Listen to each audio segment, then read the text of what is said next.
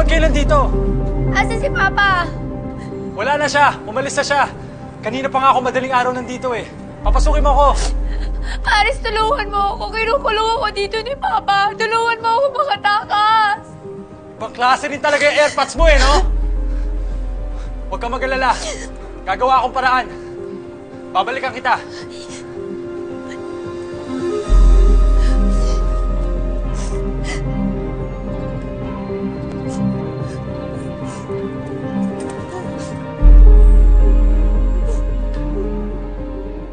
Mama, baka sa